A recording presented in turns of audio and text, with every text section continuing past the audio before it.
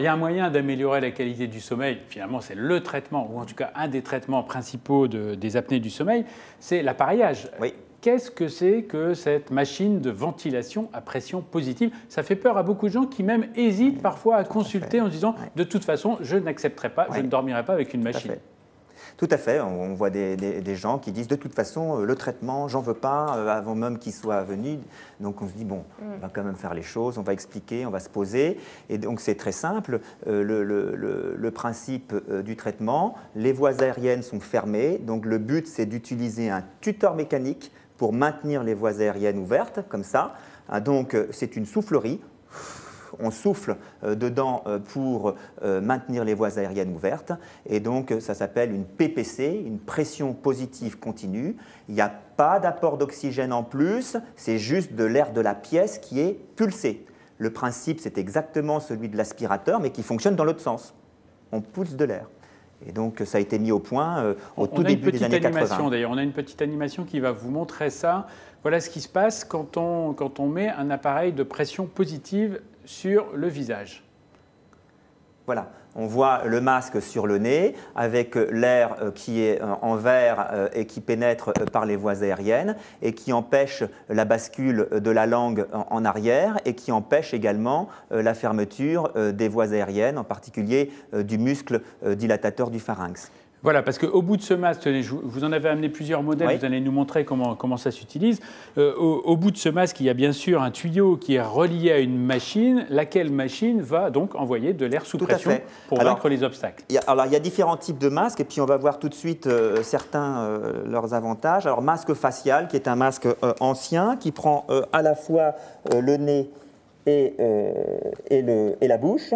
Alors, donc, vous voyez, donc, bon, c'est un peu encombrant quand même. On arrive à dormir avec ça? Ah oui, on dort avec ça. Oui, on dort avec ça. Hein, donc, il n'y a pas de souci, on peut dormir avec ça. Et puis, il y a des progrès. Alors, ils sont beaucoup plus confortables que c'était avant. C'est beaucoup plus souple. C'est du sur-mesure en plus. On voit que c'est pas du sur-mesure. Il y a 3 tailles standards, généralement, avec des jupes qui peuvent se changer. Il y a le S, le M et le L. C'est comme pour les vêtements. Hein, donc, voilà. Donc, on s'habille avec. Après, il y a d'autres masques qui, vous avez vu, je ne sais pas si vous avez vu, j'étais obligé d'enlever mes lunettes, mais on s'est aperçu que les gens, la plupart du temps, ils lisaient le soir avant de s'endormir, donc on a développé... Parce que je rappelle que l'appareil, on doit le mettre quand même plusieurs heures par nuit pour que ça soit efficace. Ah oui, donc normalement, pour que ce soit efficace, c'est au minimum 4 à 5 heures par nuit pour que ce soit efficace, en particulier sur la tension artérielle. D'accord. Donc ça a été parfaitement bien étudié. Il y a Maria qui nous demande si pendant la sieste, il faut mettre son appareil, justement. On peut. Alors ça augmente la durée d'utilisation de l'appareil, donc on peut, ce ne sera qu'aussi bien. Hein, donc, mais la plupart du temps, quand ils sont très bien traités, s'ils le font bien la nuit, la sieste, elle disparaît quasiment. Oui, parce qu'il faut le dire, avec ces appareils qui ont l'air encombrants, d'abord on s'habitue, mais en plus c'est efficace, on dort mieux, on a un sommeil récupérateur, et ça, les gens s'en aperçoivent tout de suite sur leur qualité de vie, docteur Le Guillou. Oui, alors je vous montre un autre masque, voilà, comme ça, qui prend que le nez, cette fois-ci vous m'entendez bien parler, et je peux lire en étant au lit le soir, ce qui fait qu'après je pose juste mon livre quand je suis à moitié endormi et je m'endors. On voit aussi le tuyau, puisque tout ça est raccordé forcément, alors le tuyau est plus long, hein, est raccordé à une machine, c'est branché sur secteur. Vous pouvez, quand vous vous déplacez, il y a une pochette pour le transport. Si vous partez en voyage à l'étranger, ça pose aucun problème. La seule chose, c'est qu'il faut quand même avoir un certificat de dédouanement, tout simplement pour dire que c'est un appareil médical et pas une bombe que vous transportez avec vous, surtout. Oui, alors il y a des appareils très design. On a mis un lien vers un article d'ailleurs, puisque le designer Stark s'était penché lui-même sur une machine. C'est français. Il s'est penché sur une machine. Donc n'hésitez pas à regarder sur la page Facebook ou sur le site internet, vous verrez un lien. Vous avez un troisième modèle à nous montrer parce que les progrès... est un embout narinaire, vous voyez, on le met juste comme ça. C'est quasiment comme les plongeurs. C'est quasiment comme les plongeurs, c'est une fente nasale.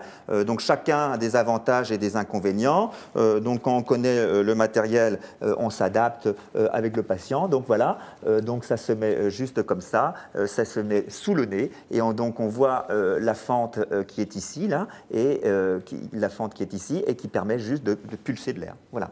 Hein, donc c'est de moins en moins encombrant. Chacun a des avantages et des inconvénients. Le meilleur traitement et le meilleur masque, c'est celui qui convient au patient. Il faut savoir, parfois, on est obligé d'en tester 2, 3 avant de trouver celui qui est bon pour lui. Et c'est peut-être ça, justement. Enfin, on a quand même des internautes qui sont un petit peu sceptiques et qui, notamment Martine, qui dit qu'elle ne supporte pas le masque, Dominique qui dit qu'il est claustrophobe. Et donc, c'est compliqué pour lui. Qu'est-ce que vous leur conseillez quand il y a des réticences comme ça? Alors, il y a une alternative au traitement par la pression positive continue, qui est l'orthèse d'avancée mandibulaire, qui est un système qui se met dans la mâchoire, puisque je vous ai dit, le but c'est de maintenir les voies aériennes ouvertes avec un tudeur mécanique. Donc soit on souffle dans les voies aériennes pour les maintenir ouvertes, mais c'est ici que ça se passe. Donc soit on peut tracter la mâchoire un petit peu en avant comme ça, en prognatisme, et donc ça réouvre également les angles, et donc ça permet de maintenir les voies aériennes ouvertes. Ça s'appelle une orthèse d'avancée mandibulaire. C'est un nom un peu barbare, mais c'est très simple, c'est un dispositif qui se met... C'est du sur-mesure là aussi. Alors ça, c'est du sur-mesure. Il y a à chaque fois des prérequis parce qu'il y a des forces qui s'exercent au niveau des dents, donc il faut avoir un parfait état dentaire extérieur sur les dents, mais aussi intérieur, donc dans la mâchoire. Donc il faut faire un panoramie dentaire, il faut s'adresser au professionnel qui connaît bien cela, et ensuite, si l'avancée est possible, ce n'est pas possible pour tout le monde, d'une part, et puis si c'est possible, ils font des empreintes, c'est fait sur mesure, voilà, ça marche. Alors attention, ça ne corrigera pas le score d'apnée dont on a entendu tout à l'heure parler de notre internaute, qui était extrêmement important. Ça corrige à peu près jusqu'à 35 apnéeurs, on fait quasiment aussi bien avec une orthèse qu'avec une machine avec les masques. Par contre, si on est à 80 apnéeurs, on ne fera pas aussi bien. D'accord. Voilà, on ne corrigera pas aussi bien. C'est un peu le principe général. Merci d'ailleurs, vous nous avez démontré de façon exemplaire comment on pouvait utiliser différents modèles de masques. Un masque pour chacun finalement, mais aussi en fonction de la situation clinique, on peut avoir le choix ou ne pas l'avoir. Oui. Parfois, on est obligé de mettre un masque complet facial et parfois on a le choix, on peut prendre des choses plus légères. Alors une chose, je ne sais pas si nos internautes nous en ont parlé, c'est le bruit. Des machines. Souvent, c'est des questions qui reviennent. Il faut savoir que tout le confort est dans le masque, mais le bruit de la machine est également important. La machine, ça fait très peu de bruit à l'heure actuelle, 24 décibels. Elles sont petites, donc les ronflements, quand on les voit, la plupart du temps, ils sont entre 85 et 90 décibels. Donc, c'est rien du tout. Quand vous regardez la notice de votre lave-vaisselle, le moins bruyant, il est à 36 décibels. Donc, c'est nettement moins bruyant que les appareils électroménagers que vous avez l'habitude d'avoir. Et de toute façon, moins que les ronflements, comme vous le disiez à l'instant. C'est pris en charge par la sécurité sociale, tout ça? Oui, alors c'est pris en charge à partir du moment où on a des apnées sévères. Par contre, les apnées, donc plus de 30 par heure, et c'est pris en charge à partir en polygraphie ventilatoire sur le test diagnostic. Et si on a plus de 15 apnées par heure, mais beaucoup de micro-éveils en polysomnographie qui attestent de la fragmentation et des symptômes, à ce moment-là, c'est pris en charge également. D'accord. Cécile? Oui, on a une question très pertinente de Florian, et on en a beaucoup d'autres aussi.